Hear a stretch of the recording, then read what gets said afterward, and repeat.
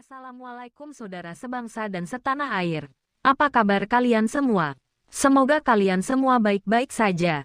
Dikarenakan Bang Darel masih belum sehat, jadi yang bertugas membaca narasi masih Siti. Bagi kalian yang baru berkunjung di channel ini, selamat datang. Dan pantengin terus ya. Jika suka dengan konten-konten saya, subscribe dan like. Terima kasih. Oke, kita langsung saja ke ceritanya. Bab 34 Misteri. Dari sisi lembah yang lain, raungan yang memekakkan telinga bergema. Meskipun naga suci cahaya telah kehilangan kekuatan supranaturalnya, ia masih merupakan makhluk yang sangat kuat dan ganas di pulau terpencil ini. Jika mengamuk, ia dapat dengan mudah menyapu pegunungan dan hutan serta menghancurkan lembah. Sulit membayangkan keadaan sulitnya saat ini. Cahaya perak cemerlang melesat ke langit, dan naga suci cahaya terbang keluar dari lembah, berputar-putar di atas hutan dan meraung marah. Tampaknya ia sedang mencari sesuatu, terus-menerus menukik ke bawah dan menciptakan bayangan besar. Ia menyapu hutan dengan sepasang sayap naganya yang besar, yang seperti pedang surgawi, menghancurkan area pepohonan yang luas dan menyebabkan semua jenis binatang buas melarikan diri ketakutan, melolong liar. Akhirnya, ia melayang di atas rawa kematian, masih meraung. Tubuhnya yang besar menghembuskan embusan angin yang menerbangkan dedaunan dan membuat pohon-pohon raksasa bergetar. Namun, ia tidak lama berada di sana sebelum melesat jauh ke kejauhan. Xiao Chen mendorong Yama dan Raja Qin Guang dengan sekuat tenaga, tetapi mereka tetap tak bergerak. Ketiga kerangka itu terbaring kaku di sana, berpura-pura mati, seperti tulang biasa. Baru setelah sekian lama, ketika daerah itu benar-benar kembali tenang, ketiga kerangka itu dengan hati-hati duduk. Saat mereka meregangkan persendian mereka, ketiga kerangka itu mengelilingi mereka, akhirnya beristirahat di bawah pohon kuno dan menatap pohon suci kecil yang berakar di dalamnya.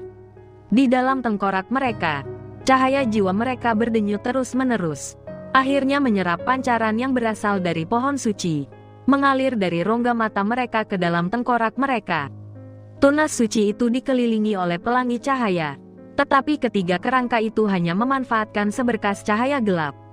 Pancaran cahaya yang terpancar dari daun yang seperti giok itu menyenangkan ketiga kerangka tersebut, yang dengan tekun menyerap kilauan cahaya yang mengalir dari daun giok itu. Ini benar-benar pohon keramat. Xiao Chen menyaksikan dengan takjub dan mulai mengalirkan energi mendalamnya, mencoba menyerap cahaya yang mengalir dan menyilaukan itu. Dalam sekejap, cahaya warna-warni bersinar terang, dan kabut tipis menyelimuti rawa yang gelap, meneranginya sepenuhnya. Dari dua daun giok, seberkas cahaya putih susu dan seberkas cahaya gelap naik bersamaan, menyehatkan seluruh tubuh Xiao Chen seperti riak air. Dua sinar ilahi yang lembut menyelimutinya, dan dia merasa hangat dan nyaman di seluruh tubuhnya, seolah-olah organ dalam, daging, dan tulangnya sedang menjalani pembaptisan suci, dengan energi primordial paling murni mengalir perlahan di dalam dirinya. Xiao Chen dan ketiga kerangka itu tenggelam dalam alam mistis yang menakjubkan, perlahan namun efektif menyerap energi primordial paling murni. Mereka baru terbangun ketika cahaya perlahan meredup dan riak seperti air mereda. Pohon muda itu masih diselimuti cahaya matahari terbenam, tetapi pohon raksasa tempatnya berakar telah sepenuhnya kehilangan nyawanya. Pohon menjulang tinggi itu, yang membutuhkan 5 atau 6 orang untuk mengelilinginya, batangnya yang dulunya lurus kini tak bernyawa. Retakan muncul di batang utamanya, dan cabang serta daun yang dulunya hijau subur kini layu dan berguguran. Daun-daun kuning berkibar dan berguguran tertiup angin. Hanya dalam waktu singkat, pohon purba yang dulunya penuh vitalitas itu telah layu dan mati sepenuhnya. Xiao Chen terkejut, tetapi ketiga kerangka itu tetap tenang, seolah-olah mereka sudah memperkirakan hal ini. Mereka dengan mudah mencabut tunas pohon itu dan kemudian menyentuh pohon raksasa di sebelahnya, tempat cahaya terang memancar. Alasannya mudah ditebak. Energi vital yang sangat besar yang dibutuhkan oleh tunas pohon sebenarnya diambil dari pohon purba, dan Xiao Chen serta ketiga kerangka itu secara tidak langsung menyerap esensi dari pohon purba tersebut. Pohon kecil yang aneh, pohon kecil yang menakutkan. Ketiga kerangka itu tampak tidak puas dan ingin menyerap lebih banyak cahaya gelap dari daun giok.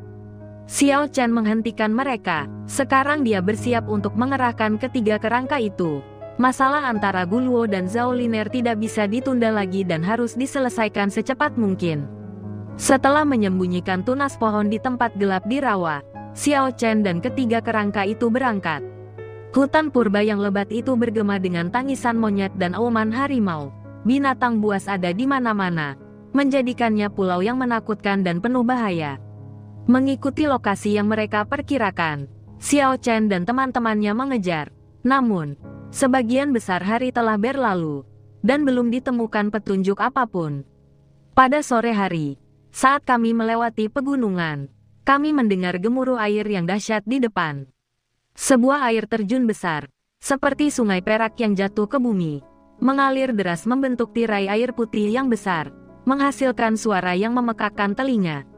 Air terjun itu menggantung terbalik di lereng gunung, diselimuti kabut, dan sungguh menakjubkan. Sungguh menakjubkan bahwa Pulau Naga yang tertutup rapat ini memiliki banyak pemandangan yang sangat indah. Saat Xiao Chen mendekati air terjun, dia melihat dua bayangan yang familiar. Yan Qingcheng yang sangat cantik berdiri di depan air terjun yang megah. Sosoknya yang ramping dan anggun berkilauan dalam jubah ungu yang mengalir, memancarkan kelincahan dan keanggunan yang tak terlukiskan. Kecantikannya yang memukau bagaikan mimpi. Sementara itu, Ren, penyihir berbakat ilahi, dengan rambut emasnya yang berkilauan, bersinar seperti matahari yang bercahaya. Harus diakui bahwa keduanya sangat cantik dan memiliki temperamen yang luar biasa, sehingga menjadikan mereka pasangan yang sempurna. Kabut tipis melayang perlahan, Xiao Chen berhenti di tempatnya, dan ketiga kerangka di belakangnya bersembunyi di hutan, seolah merasakan bahaya. Jelas sekali, Yan Qingcheng, yang berdiri di puncak tebing tinggi, juga telah melihat Xiao Chen. Dengan latar belakang kabut yang mengalir, dia tampak anggun dan seperti dari dunia lain. Tetapi pandangan sekilasnya pada Xiao Chen mengungkapkan rasa jijik yang tak terselubung. Ini bukan disengaja. Itu adalah reaksi langsung dari hatinya. Di depan air terjun, di mana tidak ada orang lain, dia tidak perlu menyembunyikan perasaan sebenarnya. Orang-orang harus memiliki kesadaran diri dan lebih rendah hati agar bisa bertahan hidup. Tidak semua orang bisa bersaing memperebutkan naga leluhur dan naga pendampingnya. Suara Yan Qingcheng terdengar indah, tetapi sangat dingin. Diremehkan oleh seorang wanita yang sangat cantik sama sekali tidak menenangkan Xiao Chen. Niat membunuh dalam kata-katanya membuatnya merasa terhina. Seandainya bisa, dia ingin sekali menghunus pedangnya dan menyerbu maju. Namun, dia bukanlah orang yang gegabah, juga bukan pemuda yang pemarah. Di dunia nyata ini, banyak hal yang harus ditanggung meskipun seseorang tidak dapat mentolerirnya. Sekarang bukanlah waktu untuk bertindak impulsif. Dia baru saja tiba di alam keabadian dan tidak mampu membuat musuh satu demi satu. Yang terpenting, dia tidak memiliki kekuatan untuk melawan dua master besar sekaligus. Aku tidak tertarik pada naga leluhur atau naga pendamping. Aku hanya ingin melihat-lihat pulau ini. Jika ada kapal yang berlayar meninggalkan pulau ini, aku akan segera mengikutinya.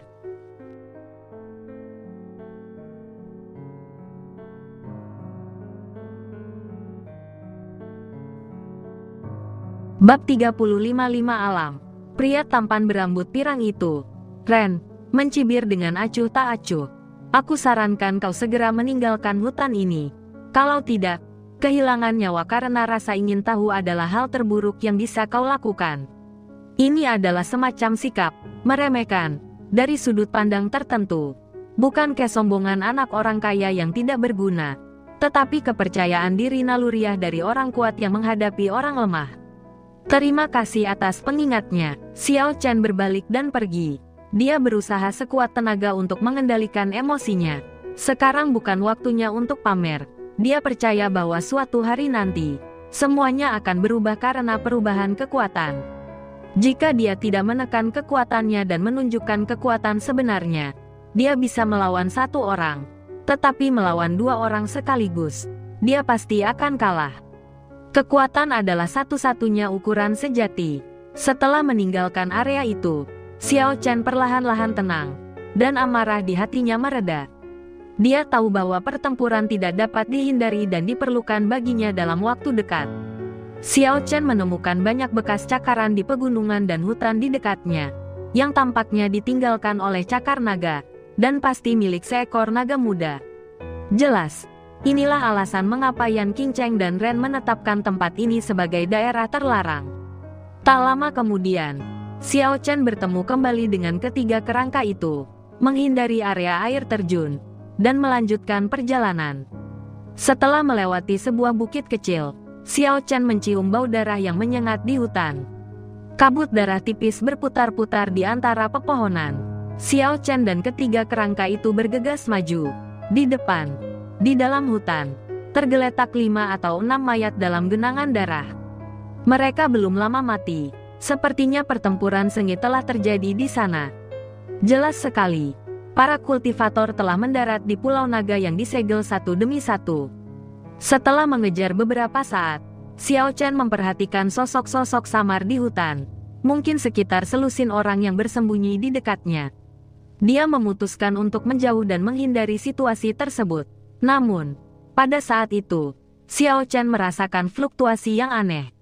Dia berbalik dan melihat seorang biksu berjubah putih berjalan di atas pepohonan. Gerakannya sehalus air yang mengalir, sangat elegan dan anggun. Dia tampak sedang berjalan santai, tetapi kecepatannya sangat cepat. Ternyata itu adalah biksu Yizhen.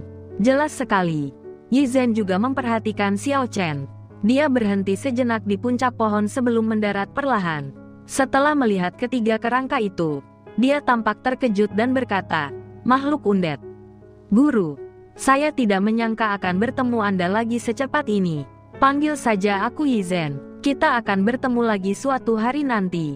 Aku sudah meninggalkan jejak untuk kakakku, dan aku berencana untuk menjelajahi daerah luar Pulau Naga terlebih dahulu." Biksu Yizhen berbalik, memandang ketiga kerangka itu, lalu berkata kepada Xiao Chen, "Mengapa kau berjalan bersama 3 makhluk undet?"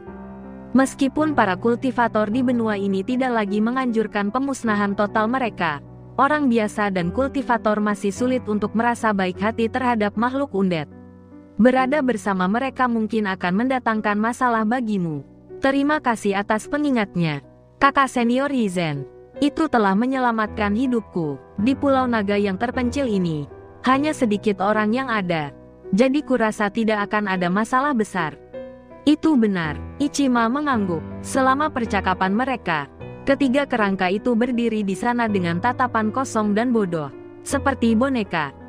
Hanya Xiao Chen, yang mengenal mereka dengan baik, yang tahu bahwa ketiga makhluk undet ini benar-benar pandai berpura-pura.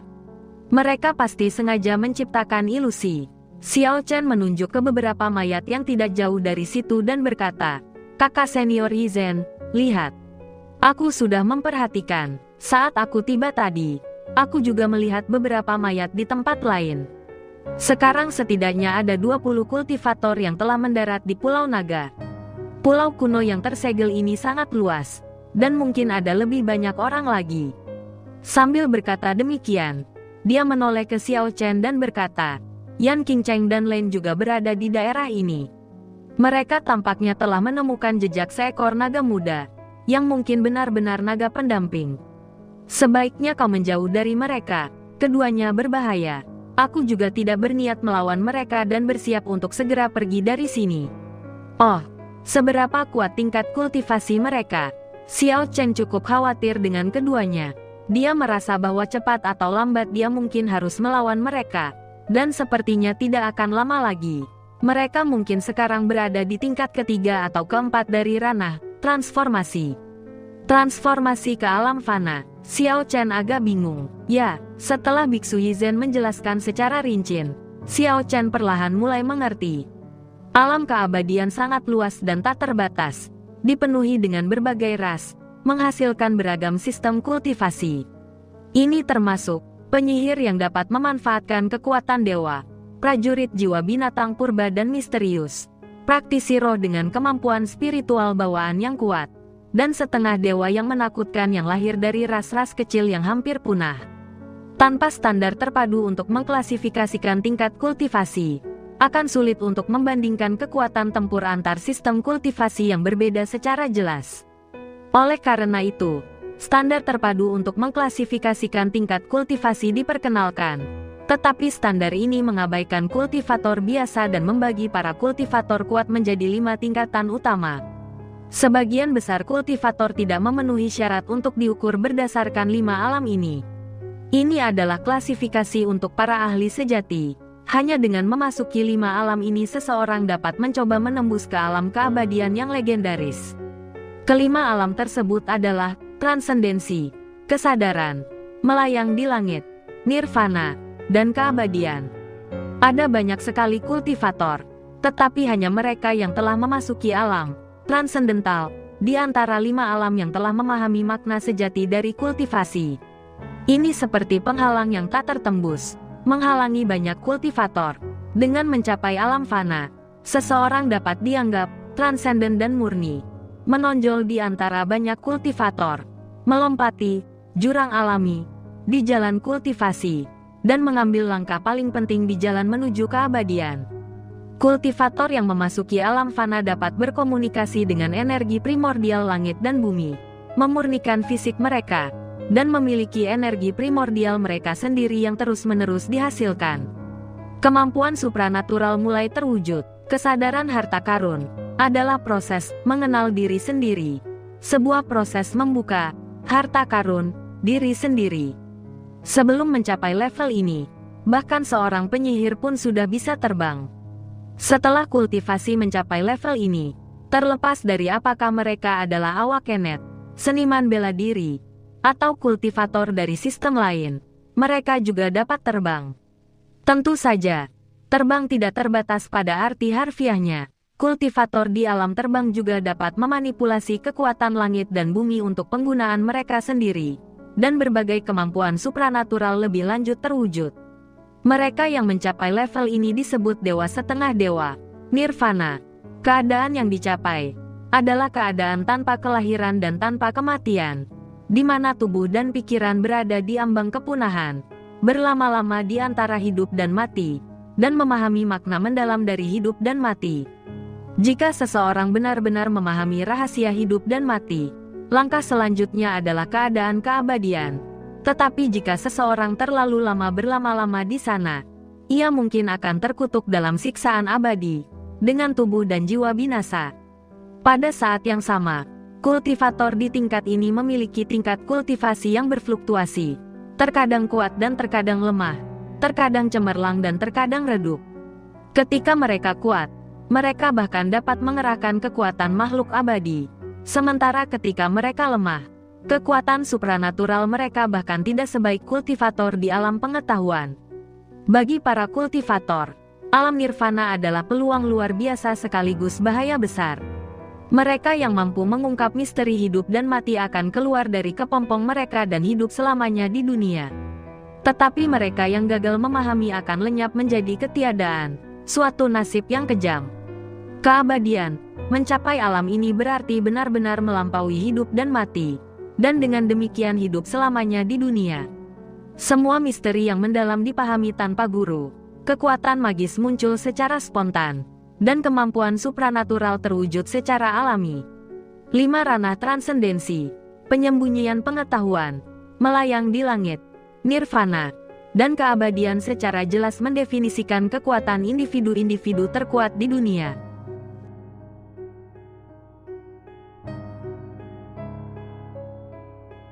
Namun, pengetahuan, terbang, nirvana, dan keabadian adalah semua rintangan yang tak teratasi.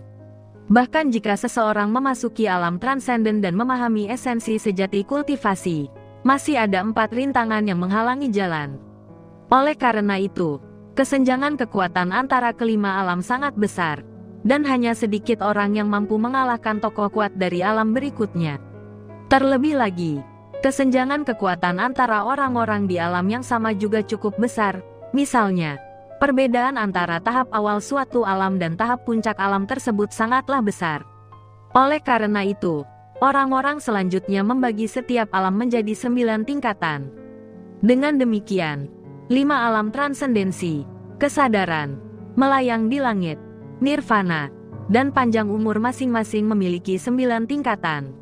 5 alam. Setiap alam memiliki 9 surga. Alam tertinggi dari kekuatan paling agung, mencapai puncak keabadian. Ini adalah alam tertinggi yang diimpikan setiap kultivator. Tetapi sepanjang sejarah, berapa banyak orang yang benar-benar mampu mencapainya? Menurut metode klasifikasi ini, Xiao Chen telah memasuki alam transenden. Setelah mempelajari lebih lanjut tentang 5 alam tersebut, dia merasa sangat terharu. Di antara kelima alam ini, mereka yang mencapai keabadian jarang muncul di dunia. Bagi kebanyakan orang, mereka hanyalah makhluk legendaris. Para kultivator di alam nirvana, yang berjuang melalui cobaan berat, bahkan lebih langka di mata dunia, dan hampir mustahil untuk melihat mereka. Para kultivator di 2 alam di atas hampir tidak pernah tinggal di dunia fana. Dalam arti tertentu, mereka yang berada di alam melayang di langit adalah sosok yang benar-benar menakutkan. Mereka dapat terbang, mengendalikan kekuatan langit dan bumi, dan memiliki berbagai kemampuan supranatural, membuat mereka praktis tak terkalahkan dan karenanya disebut setengah dewa.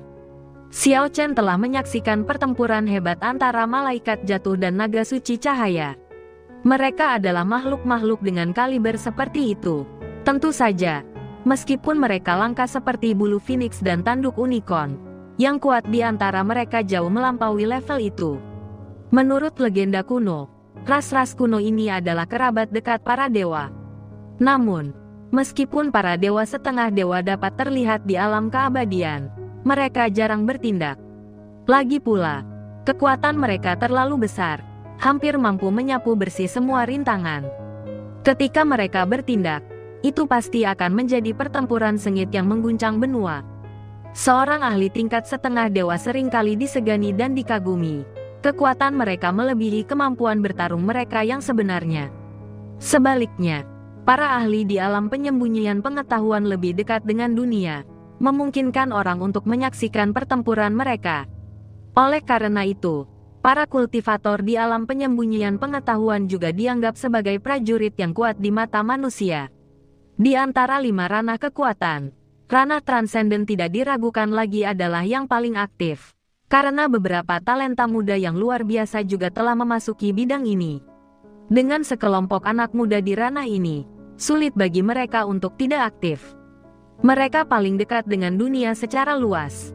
Tingkat kultivasi Yan Qingcheng dan Lande berada di tingkat ketiga atau keempat alam transenden, setelah melewati jurang pertama. Mereka dapat dianggap sebagai pembangkit tenaga muda yang langka, dan mereka tentu punya alasan untuk berbangga. Keabadian. Impian begitu banyak kultivator.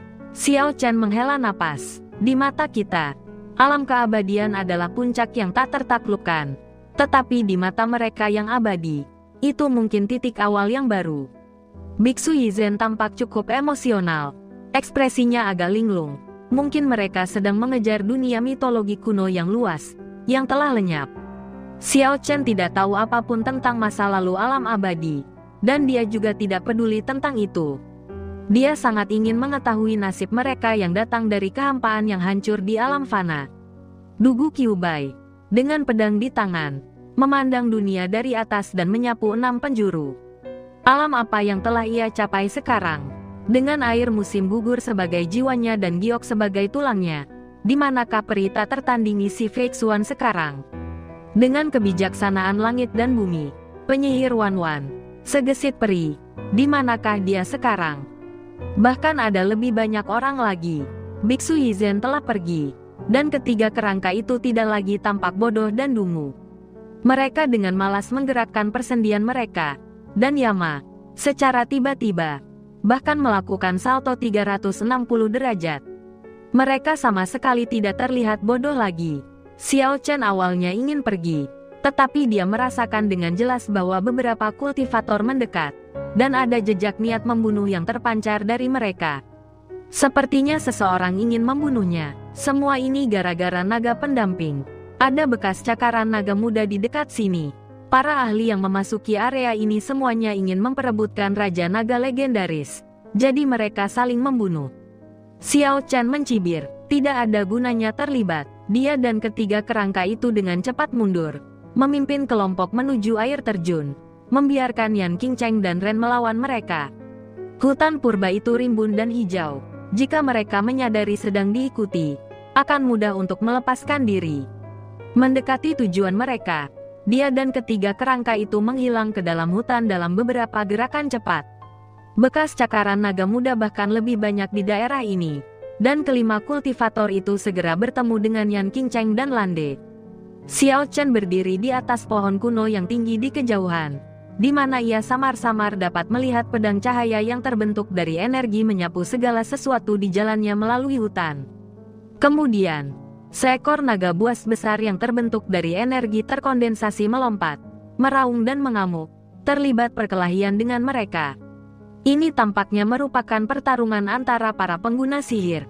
Xiao Chen sebenarnya tidak percaya bahwa kekuatan penyihir berasal dari dewa. Dia lebih cenderung percaya bahwa mantra-mantra kuno itu adalah teknik musik surgawi yang menakjubkan, yang mampu berharmoni dengan energi primordial langit dan bumi, sehingga memanggilnya untuk digunakan oleh penyihir. Tentu saja, ini hanyalah angan-angannya. Pertempuran itu sengit, raungan dahsyat menggema, dan beberapa kilatan petir ungu menari-nari liar di hutan, menghancurkan pepohonan di area yang luas. Kemudian, rentetan bilah cahaya, seperti hujan meteor, menyapu hutan di bawah air terjun, menyebarkan dedaunan dan mematahkan pepohonan di terpa angin. Dengan kilatan cahaya, sebagian besar hutan hancur, beberapa sosok muncul dan menghilang, memperlihatkan 4 atau 5 orang yang bertarung melawan Ren bersama-sama, sementara Yan Qingcheng belum melakukan gerakan apapun. Suara pertempuran menarik perhatian beberapa kultivator yang berdiri di sana, mengamati dengan saksama. Mengaung, tidak jauh dari situ, raungan naga yang dahsyat menggema. Gelombang suara yang memekakkan telinga mengguncang pegunungan dan hutan, menyebabkan dedaunan berguguran dan menciptakan suasana yang sangat menakutkan. Terkejut, burung-burung hutan berterbangan berbondong-bondong, dan banyak binatang liar melarikan diri dalam kepanikan, menjerumuskan daerah itu ke dalam kekacauan. Seekor naga buas telah terganggu. Naga itu berada sangat dekat, hanya sekitar 1 mil jauhnya, di sebuah lembah. Pertempuran di dekat air terjun segera berhenti, dan ketiga pihak mundur ke 3 arah yang berbeda, dengan cepat menghilang ke dalam pegunungan dan hutan. Naga buas itu tidak menyerang ke depan, ia hanya meraung beberapa kali sebelum kembali terdiam. Serangan yang diantisipasi tidak terjadi, namun, Xiao Chen berubah pikiran. Jika dia meninggalkan tempat ini, dia akan melewati lembah itu, dan mungkin dia harus pergi dan memeriksa keadaan naga buas. Mungkin dia akan menemukan kejutan yang menyenangkan. Lembah itu tidak terlalu terbuka, luasnya kurang dari 1 kilometer persegi. Hutan di dalamnya jarang, hanya terdapat sekitar selusin pohon kuno yang menjulang tinggi. Bagian lembah lainnya telah diinjak-injak oleh naga barbar dan menjadi kering serta tandus.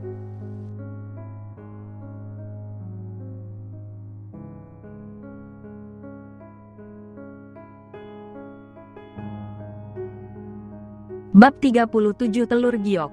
Seekor naga hijau gelap yang buas, memancarkan aura mengerikan, perlahan bergerak melintasi lembah. Panjangnya lebih dari 20 meter dan tingginya lebih dari 10 meter. Tubuhnya setebal dan seberat gajah, tetapi jauh lebih besar.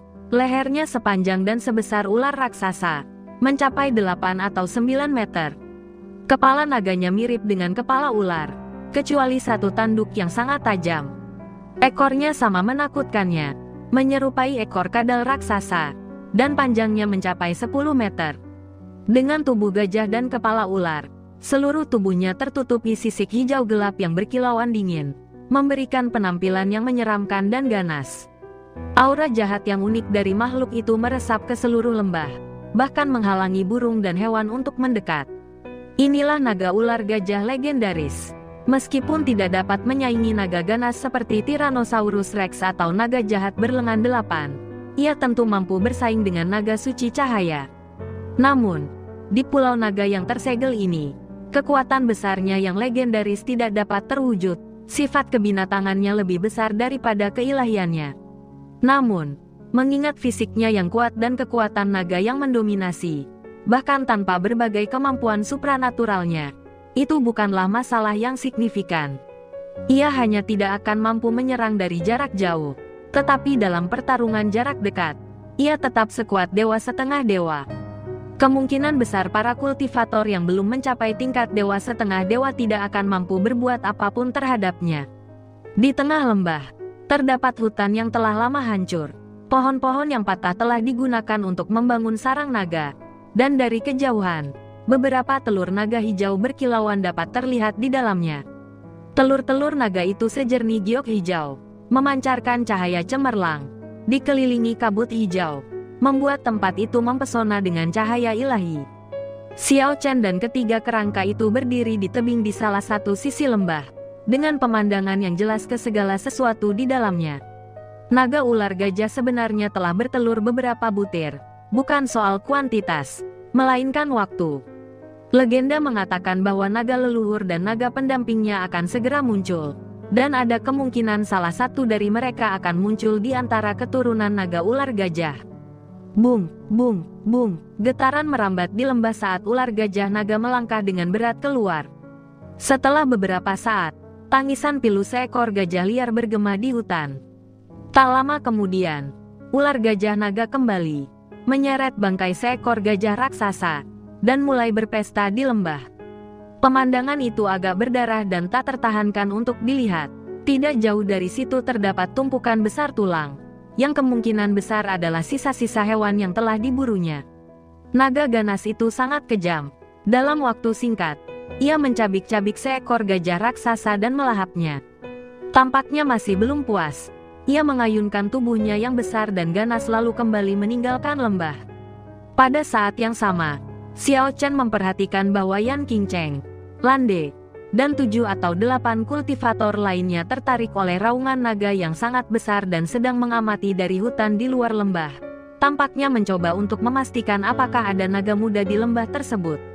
Xiao Chen berkomunikasi dengan ketiga kerangka itu terutama dengan menggerakkan mulutnya dan memberi isyarat dengan tangannya. Dia tidak bisa mendengar suara kerangka-kerangka itu. Turuni tebing ini dan setiap orang akan membawa kembali telur naga. Kerangka itu memaksanya menggali tunas suci. Tetapi kali ini mereka impas. Raja Qin Guang dan para pengikutnya bergerak sangat cepat, meninggalkan 3 jejak cahaya putih di lembah. Dalam sekejap, mereka bergegas ke sekitar sarang naga. Tanpa ragu-ragu, masing-masing dari ketiga kerangka itu mengambil telur naga giok seukuran batu penggiling dan melarikan diri seperti pencuri. Raungan ular gajah naga itu terdengar dari pegunungan dan hutan yang jauh. Tampaknya ia telah membunuh mangsanya. Xiao Chen mengamati dengan cemas dari tebing. Ketiga kerangka itu, termasuk Raja Reinkarnasi, mengerahkan kecepatan maksimal seolah-olah pantat mereka terbakar. Untungnya, lembah itu kurang dari 1 kilometer persegi dan tidak terlalu lebar. Ketiga cahaya putih itu dengan cepat bergegas ke dasar tebing. 3 kerangka yang sangat kuat menyeret telur naga raksasa dengan masing-masing tangan dan dengan cepat mendaki tebing. Saat mereka mencapai puncak tebing, suara "bum" keras terdengar dari pintu masuk lembah, dan bumi sedikit bergetar. Naga ular gajah yang mengancam itu menyeret bangkai harimau raksasa sepanjang 5 atau 6 meter kembali. Ketiga kerangka itu tampak masih gemetar, dan Raja Qin Guang bahkan menepuk dadanya dengan cara yang sangat manusiawi. Dia sama sekali tidak terlihat seperti kerangka. Dia jelas-jelas seorang manusia dengan emosi yang kaya. Meskipun naga gajah ular dan naga jahat berlengan 8 sangat berbeda ukurannya, telur naga mereka memiliki ukuran yang hampir sama. Keduanya sebesar batu penggiling. Cahaya cemerlang menerangi tumbuh-tumbuhan di atas tebing. Cangkang telurnya tembus pandang dan berkilau seperti giok. Dan cahaya kemerahan mengalir perlahan melalui pegunungan dan hutan, menciptakan pemandangan mistis yang tak terlukiskan. Xiao Chen menyuruh 3 kerangka memindahkan telur naga ke hutan di belakang gunung untuk mencegah naga ular gajah di bawah melihat cahaya matahari terbenam. Ini benar-benar kejutan yang tak terduga. Setelah melahap sebagian besar harimau raksasa itu, naga gajah ular sepertinya merasakan ada sesuatu yang tidak beres. Dengan hati-hati, ia menuju ke sarang naga tersebut. Tiba-tiba, raungan yang memekakkan telinga meletus dari lembah. Jeritan naga yang menakutkan itu menembus langit. Dari 5 telur naga giok, hanya 2 yang tersisa. naga ular gajah itu menjadi sangat mengamuk, berlari berputar-putar dengan cepat di dalam lembah, mengguncang tanah. Setelah meraung dengan ganas, ia menyerbu keluar dari lembah dengan buas. Kekacauan meletus di luar lembah. Naga ular gajah telah menyerbu hutan purba, meninggalkan jejak pohon tumbang, dedaunan berserakan, dan binatang buas yang melarikan diri di belakangnya. Naga ular gajah jarang menunjukkan keganasan seperti itu. Ia adalah penguasa wilayah ini, dan semua burung dan binatang buas, termasuk banyak makhluk asing yang ganas, melarikan diri dalam ketakutan. Beberapa kultivator yang sedang mencari naga pendamping mereka di dekat situ dan mengintip ke dalam lembah merasakan dorongan untuk mengutuk. Bagaimana mungkin ini terjadi? Siapa yang telah memprovokasi naga ular gajah itu? Mungkinkah benar-benar ada raja naga muda di lembah itu? Apakah seseorang telah memasuki lembah dan menculik raja naga kecil itu, hanya untuk ditemukan oleh naga ganas ini? Weatherlab, World of Immortals, Ceh. 37 6.975,3%. Tanda pagar 37 telur Jasper. Bab 37 telur giok. Seekor naga hijau gelap yang buas, memancarkan aura mengerikan, perlahan bergerak melintasi lembah. Panjangnya lebih dari 20 meter dan tingginya lebih dari 10 meter. Tubuhnya setebal dan seberat gajah, tetapi jauh lebih besar. Lehernya sepanjang dan sebesar ular raksasa, mencapai 8 atau 9 meter. Kepala naganya mirip dengan kepala ular, kecuali satu tanduk yang sangat tajam. Ekornya sama menakutkannya, menyerupai ekor kadal raksasa, dan panjangnya mencapai 10 meter. Dengan tubuh gajah dan kepala ular, seluruh tubuhnya tertutupi sisik hijau gelap yang berkilauan dingin, memberikan penampilan yang menyeramkan dan ganas. Aura jahat yang unik dari makhluk itu meresap ke seluruh lembah, bahkan menghalangi burung dan hewan untuk mendekat. Inilah naga ular gajah legendaris. Meskipun tidak dapat menyaingi naga ganas seperti Tyrannosaurus Rex atau naga jahat berlengan 8, ia tentu mampu bersaing dengan naga suci cahaya. Namun, di pulau naga yang tersegel ini, kekuatan besarnya yang legendaris tidak dapat terwujud. Sifat kebinatangannya lebih besar daripada keilahiannya. Namun, mengingat fisiknya yang kuat dan kekuatan naga yang mendominasi, bahkan tanpa berbagai kemampuan supranaturalnya, itu bukanlah masalah yang signifikan. Ia hanya tidak akan mampu menyerang dari jarak jauh, tetapi dalam pertarungan jarak dekat, ia tetap sekuat dewa setengah dewa. Kemungkinan besar para kultivator yang belum mencapai tingkat dewa setengah dewa tidak akan mampu berbuat apapun terhadapnya. Di tengah lembah, terdapat hutan yang telah lama hancur. Pohon-pohon yang patah telah digunakan untuk membangun sarang naga, dan dari kejauhan, beberapa telur naga hijau berkilauan dapat terlihat di dalamnya. Telur-telur naga itu sejernih giok hijau, memancarkan cahaya cemerlang, dikelilingi kabut hijau, membuat tempat itu mempesona dengan cahaya ilahi. Xiao Chen dan ketiga kerangka itu berdiri di tebing di salah satu sisi lembah, dengan pemandangan yang jelas ke segala sesuatu di dalamnya. Naga ular gajah sebenarnya telah bertelur beberapa butir, bukan soal kuantitas, melainkan waktu. Legenda mengatakan bahwa naga leluhur dan naga pendampingnya akan segera muncul, dan ada kemungkinan salah satu dari mereka akan muncul di antara keturunan naga ular gajah. Bung, bung, bung, getaran merambat di lembah saat ular gajah naga melangkah dengan berat keluar. Setelah beberapa saat, tangisan pilu seekor gajah liar bergema di hutan. Tak lama kemudian, ular gajah naga kembali, menyeret bangkai seekor gajah raksasa, dan mulai berpesta di lembah. Pemandangan itu agak berdarah dan tak tertahankan untuk dilihat. Tidak jauh dari situ terdapat tumpukan besar tulang, yang kemungkinan besar adalah sisa-sisa hewan yang telah diburunya. Naga ganas itu sangat kejam. Dalam waktu singkat, ia mencabik-cabik seekor gajah raksasa dan melahapnya. Tampaknya masih belum puas. Ia mengayunkan tubuhnya yang besar dan ganas lalu kembali meninggalkan lembah. Pada saat yang sama, Xiao Chen memperhatikan bahwa Yan Qingcheng, Lande, dan 7 atau 8 kultivator lainnya tertarik oleh raungan naga yang sangat besar dan sedang mengamati dari hutan di luar lembah. Tampaknya mencoba untuk memastikan apakah ada naga muda di lembah tersebut. Xiao Chen berkomunikasi dengan ketiga kerangka itu terutama dengan menggerakkan mulutnya dan memberi isyarat dengan tangannya. Dia tidak bisa mendengar suara kerangka-kerangka itu. Turuni tebing ini dan setiap orang akan membawa kembali telur naga. Suara berderak. Ketiga kerangka itu membuka dan menutup rahang mereka dengan bingung. Itulah benda-benda sebening kristal yang memancarkan cahaya ilahi, kata Xiao Chen sambil menunjuk ke telur naga di sarang naga. Ketiga kerangka itu sangat enggan mencuri telur naga. Tampaknya menyadari bahwa naga gajah ular itu bukanlah makhluk yang bisa dianggap remeh. Namun, mereka akhirnya dibujuk oleh Xiao Chen dan dengan lincah menuruni tebing. Xiao Chen dengan gugup mengawasi pintu masuk lembah, mengawasi ketiga kerangka itu. Terakhir kali, ketiga kerangka itu memaksanya menggali tunas suci, tetapi kali ini mereka impas. Raja Qin Guang dan para pengikutnya bergerak sangat cepat, meninggalkan 3 jejak cahaya putih di lembah. Dalam sekejap, mereka bergegas ke sekitar sarang naga. Tanpa ragu-ragu, masing-masing dari ketiga kerangka itu mengambil telur naga giok seukuran batu penggiling dan melarikan diri seperti pencuri. Raungan ular gajah naga itu terdengar dari pegunungan dan hutan yang jauh. Tampaknya ia telah membunuh mangsanya. Xiao Chen mengamati dengan cemas dari tebing. Ketiga kerangka itu, termasuk Raja Reinkarnasi, mengerahkan kecepatan maksimal seolah-olah pantat mereka terbakar. Untungnya, lembah itu kurang dari 1 kilometer persegi dan tidak terlalu lebar. Ketiga cahaya putih itu dengan cepat bergegas ke dasar tebing. 3 kerangka yang sangat kuat menyeret telur naga raksasa dengan masing-masing tangan dan dengan cepat mendaki tebing. Saat mereka mencapai puncak tebing, suara "bung" keras terdengar dari pintu masuk lembah, dan bumi sedikit bergetar.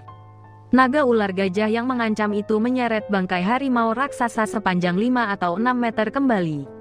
Ketiga kerangka itu tampak masih gemetar, dan Raja Qin Guang bahkan menepuk dadanya dengan cara yang sangat manusiawi. Dia sama sekali tidak terlihat seperti kerangka, dia jelas-jelas seorang manusia dengan emosi yang kaya. Meskipun naga gajah ular dan naga jahat berlengan 8 sangat berbeda ukurannya, telur naga mereka memiliki ukuran yang hampir sama, keduanya sebesar batu penggiling. Cahaya cemerlang menerangi tumbuh-tumbuhan di atas tebing, cangkang telurnya tembus pandang dan berkilau seperti giok, dan cahaya kemerahan mengalir perlahan melalui pegunungan dan hutan, menciptakan pemandangan mistis yang tak terlukiskan. Xiao Chen menyuruh 3 kerangka memindahkan telur naga ke hutan di belakang gunung untuk mencegah naga ular gajah di bawah melihat cahaya matahari terbenam. Ini benar-benar kejutan yang tak terduga. Setelah melahap sebagian besar harimau raksasa itu, naga gajah ular sepertinya merasakan ada sesuatu yang tidak beres. Dengan hati-hati, ia menuju ke sarang naga tersebut. Tiba-tiba, raungan yang memekakkan telinga meletus dari lembah. Jeritan naga yang menakutkan itu menembus langit.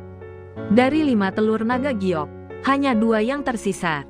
Naga ular gajah itu menjadi sangat mengamuk, berlari berputar-putar dengan cepat di dalam lembah, mengguncang tanah. Setelah meraung dengan ganas, ia menyerbu keluar dari lembah dengan buas. Kekacauan meletus di luar lembah. Naga ular gajah telah menyerbu hutan purba, meninggalkan jejak pohon tumbang, dedaunan berserakan, dan binatang buas yang melarikan diri di belakangnya. Naga ular gajah jarang menunjukkan keganasan seperti itu. Ia adalah penguasa wilayah ini, dan semua burung dan binatang buas, termasuk banyak makhluk asing yang ganas, melarikan diri dalam ketakutan. Beberapa kultivator yang sedang mencari naga pendamping mereka di dekat situ dan mengintip ke dalam lembah merasakan dorongan untuk mengutuk. Bagaimana mungkin ini terjadi? Siapa yang telah memprovokasi naga ular gajah itu? Mungkinkah benar-benar ada raja naga muda di lembah itu? Apakah seseorang telah memasuki lembah dan menculik raja naga kecil itu, hanya untuk ditemukan oleh naga ganas ini? Sekarang, mereka tidak punya waktu untuk berpikir dan hanya bisa melarikan diri untuk menyelamatkan nyawa mereka. Mereka berharap memiliki sayap. Ular gajah naga ini terlalu menakutkan. Menyapu bersih segala sesuatu di jalannya. Itu hanyalah mesin pembunuh raksasa. Yan Qingcheng dan Lande juga terpengaruh. Saat ini, keduanya hampir tidak bisa tetap tenang. Selain naga ganas yang mengamuk, ada banyak binatang buas lain yang ketakutan di daerah ini, membuat situasi mereka sangat berbahaya. Keduanya juga bergabung dengan pasukan binatang buas yang melarikan diri.